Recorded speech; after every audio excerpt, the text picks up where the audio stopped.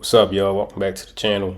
In this video, I'm gonna be breaking down the loss I took today, give y'all guys a different perspective and the things that I should have done instead to prevent this loss. So let's get into it.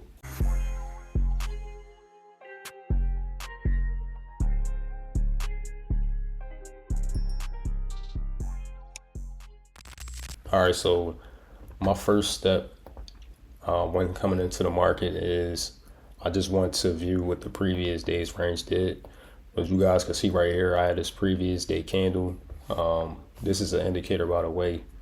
You can edit it to put whatever time frames you want, how many candles you want to see previously. So what I like to do is first, I like to come into the market and draw my range from high to low using a guide box. Now I got this guide box, or you could even use a fib. I got it broken down into 25s. So it's quadrants of 25, 50, 75, and then 1. And what I like to see is I like to see price to make its way down into this golden zone. I like to call it in between the 25% to 50%. And then I like to see price give me like a 4-hour internal range liquidity that we react to. However, today we didn't get that.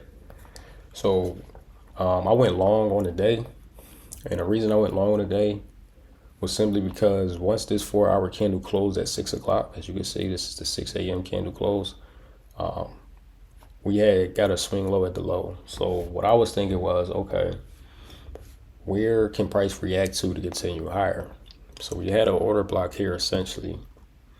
And at the time, MYM and ES was both bullish. So I'm thinking, okay, cool, maybe we'll open up. And then maybe let me replay that, played it a little bit too far. Maybe we'll open up, come react to this order block. It'll give me this candle 4 because we have a candle 2 closure, whereas though we swept the previous candle, closed back in the range. Candle 3 ended up being a continuation candle. So I'm thinking that, okay, cool, we can react to this previous 4-hour candle. I like to also draw the range on the previous 4-hour candle as well, and then maybe we can get price come inside the golden zone if price didn't want to come do it on a daily, because sometimes price is very bullish or bearish and it doesn't want to retrace that deep. So I did know that we were sitting pretty high in price. So knowing that we already expanded, I did have interest in selling as well. I just told myself specifically, depending on how this 4-hour candle closed, far as this 4-hour candle right here, I seek bullish buys for the day. But that didn't work out, obviously. So I'm gonna press play, go down to the lower time frame, and we're gonna see how price react at 10 o'clock. So as I said before, my first step is I want to find a higher time frame narrative. So I draw the previous day's range, and I want to see price coming to the golden zone. The price didn't have those intentions. Obviously, price wound up just breaking out. So at 10 o'clock, we can see here, we ended up getting, this 15-minute candle. Now, what messed me up was when you can see right here, I see that price is starting to respect this 4-hour candle. I was skeptical because it does look like liquidity here, and then I was also thinking maybe this is a manipulation of this London's range, and we can go back inside the range. But what really messed my thinking up was the fact that we were reacting to this down close candle and 50% of this previous 4-hour candle, and we got this 15-minute close here. So once we got this 15-minute candle 2 close here, this is what I'm looking at on the lower time frame. I go down to the 1 minute and I'm seeing this. Now, at this point, I kind of lost what I actually wanted to see the market do, because we had created this fair value gap and we closed it. So once we got this wick right here at 10:10, closing up right before this candle happened, I entered the market, and then obviously price ended up doing this, went up a little bit, started consolidating, and then it started breaking down and I got stopped out. So I'm gonna show you guys what I should have did instead of taking that loss. I could have really prevented this loss and sometimes when you don't follow your rules or your checklist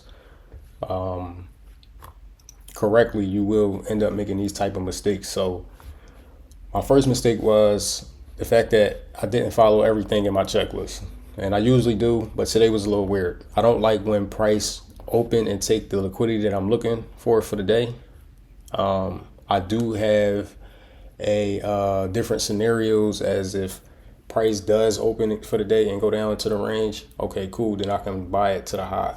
But if price take out the daily high first, I know that price could possibly come back inside the range. So what happened in this trade was I caught the buy here because we got the inversion. I was skeptical about it because we didn't have any fair value gaps coming out of this. Plus we had an SMC at the high. What just messed me up was the fact that this candle didn't create a wick at this 4-hour high. I thought we was just coming back to retrace and at least come back to the high. So that's pretty much why I took the buy. I was more on the downside than the upside. But like I said, once that happened, it kind of confirmed for me that I want to see this buy. But I'd rather had took a sell back down to the open or back down to the golden zone based off the previous day range. However, I obviously didn't do that, and that was a mistake that I made as far as this trade. So let me break down what I was actually supposed to do. So what I was supposed to do was we let the 10 o'clock candle open. I need to see a 4-hour internal range liquidity. So as we can see here, we didn't have any 4-hour internal range liquidity. The only thing we had was an order block. So okay, we got an order block. Maybe price will react off of that. Cool, price did react off of it. But the next thing I was supposed to do was on my checklist is go to the 1-hour time frame and look for 1-hour internal range liquidity or a 1-hour confirmation to basically confirm that the 4-hour did not want to go higher, right? I mean, did not want to go lower. So me not looking for that 1-hour confirmation is where I messed up at, because I could have prevented this. I didn't have anywhere besides this fair value gap, as we can see right here, on the 1-hour that price could go to. If I was just a little bit more patient with my trade and allowed for this 10 o'clock candle to actually close, I would have prevented taking a buy, because this wouldn't have confirmed it. This would have confirmed the fact that we do want to go lower. I should probably not get into this trade. However, I made the mistake of not allowing this candle to close, entering premature, and this ended up happening.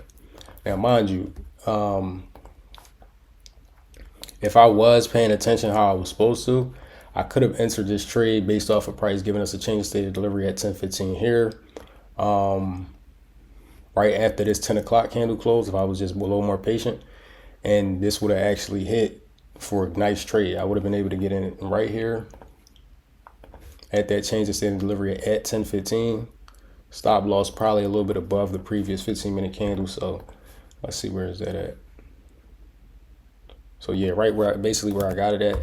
And I could have just went for like a 1-1, 1-2, whatever the case may be. Got a 1-2 right here, and price would have just hit my take profit just like that. So that was the mistake I made on the day. You can't skip steps in your trading plan. Skipping steps in your trading plan will result in losses like this. It's either you prevent the day, trading the day period, or you just stick to the plan. I've been trading for about 5 years plus now. I would say 3 years profitably. So these are mistakes that every trader makes, but you can't make it a consistent thing. And you always have to journal afterwards. So I was pissed off about this trade because I felt like the 4-hour gave me what I wanted to see. However, me basically I basically felt like price had to do something that it did not have to do. And I allowed this candle not having a wick. I allowed the swing low of the last 3 4-hour candles. I allowed that the last 4-hour candle being bullish. I allowed this 15-minute candle coming down here to the order block and then closing back inside this previous 50 candle range, get the best of my actual understanding in the market. So I do know that if I was able to wait for that 1-hour candle to close, I would have seen that we closed this fair value gap. And to me, that means that price wanted to come down a little lower. So as we can see, price ended up doing that. Next candle ended up coming down even lower. And now we just sitting right here inside this previous 1 hour candle. So stick to the checklist, stick to the plan at all times. Make sure you risk properly, because you don't want to be making mistakes like this. And if you do make mistakes, you want to be able to trade another day. You know what I mean? So the lesson to learn in this situation is always follow your checklist. Always risk properly. Also follow your rules. If today wasn't a trading day for you because it didn't meet any of the qualifications for a plus setup, then just don't trade. So that's my lesson for you guys in this video here. I appreciate you guys for watching. Comment, subscribe, like, and hit that notification bell. It's your boy AP Reese 2 times, and I'm out.